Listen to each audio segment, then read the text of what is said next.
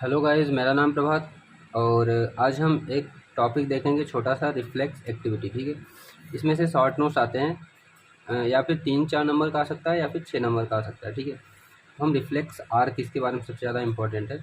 तो सबसे पहले देखते हैं हम डेफिनेशन, रिफ्लेक्स एक्टिविटी है क्या।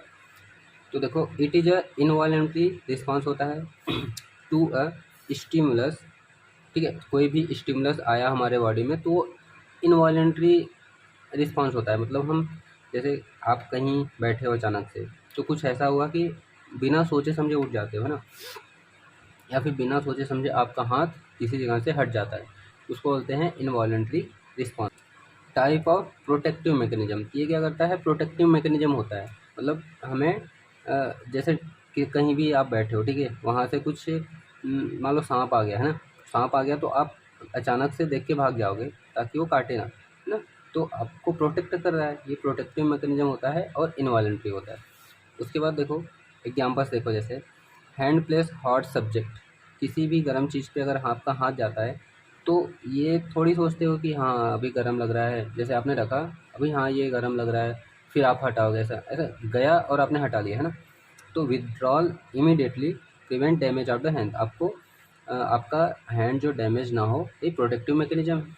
उसके बाद bright light throne into I, अगर आप कहीं अंधेरे रूम से गए बाहर तो आपकी आई अपने आप कांटेक्ट हो जाएगी, है ना। तो prevent damage of retina, retina को डैमेज होने से बचाती है। अब देखो, रिफ्लेक्स आर्ट, इसमें से क्वेश्चन आ सकता है ना, ये इंपॉर्टेंट है, शॉर्ट नोट्स आ सकता है इसमें से। तो nervous pathway for reflex action, जो हम एक्शन करते हैं वो उसका नर्वस पाथवे क्या होता है, वही होता है रिफ्लेक्स आर्क।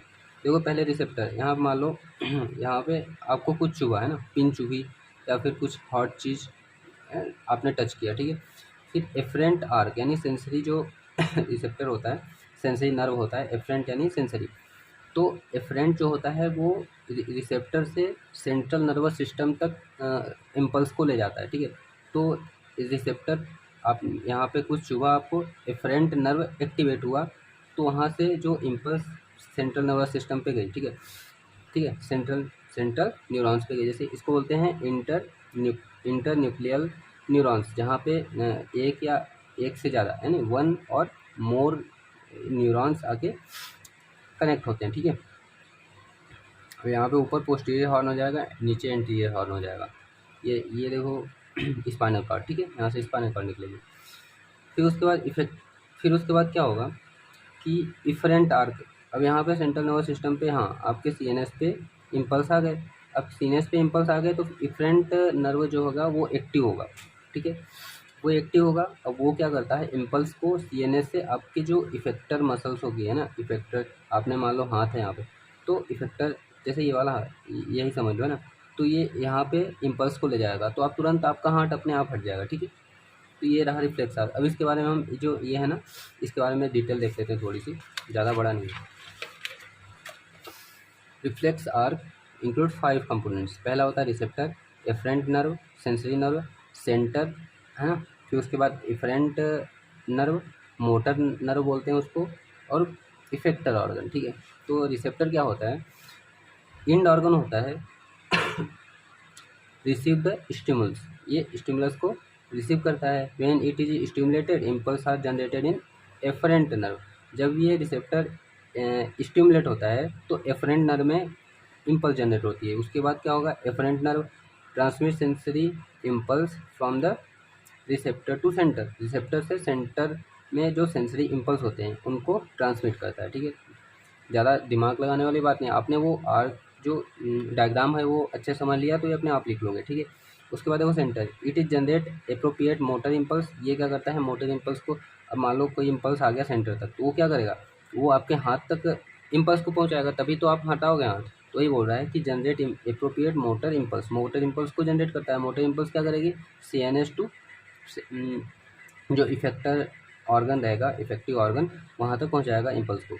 तो centre located in the brain और स्पाइनल कॉर्ड, सेंटर कहाँ पे लोकेट हो सकता है, ब्रेन या स्पाइनल कॉर्ड में लोकेट हो सकता है। Synapse between afferent nerve and efferent nerve from the centre, ठीक है, फ्रॉम द सेंटर। तो सेंटर का कैसे बनता है, एफरेंट और इफरेंट नर्व के का सिनेप्स, जैसे एफरेंट हो गया और इफरेंट हो गया उसका जो सिनेप्स हो गया उसको बोलते हैं, ये सेंटर है ना, ये सेंटर, इसको बोलते हैं इंटरन्यूक्लियर न्यूरॉन, कुछ ही बोल सकते हैं, या इंटरन्यूरॉन, अभी देखेंगे हम। उसके बाद इफरेंट न्यूरॉन क्या होता है, transmit motor impulse from the centre to effector organ, ठीक है, नाम से मतलब ये पता होगा आपको। अब effector organ show activity in response to stimulus, stimulus मिला तो उसने एक्टिविटी शो करा, ठीक है। उसके बाद देखो ये इंपॉर्टेंट लाइन है कि सम places one or more neurons are interpose between this nerve fibre and centre. तो नर्व फाइबर और सेंटर के बीच वन न्यूरॉन या वन और मोर न्यूरॉन, एक या एक से ज़्यादा न्यूरॉन जो होते हैं वो इंटरपोज होते हैं, उसको बोलते हैं कनेक्टर न्यूरॉन या फिर इंटर न्यूक्लियर न्यूरॉन या फिर इंटर न्यूरॉन, ठीक है।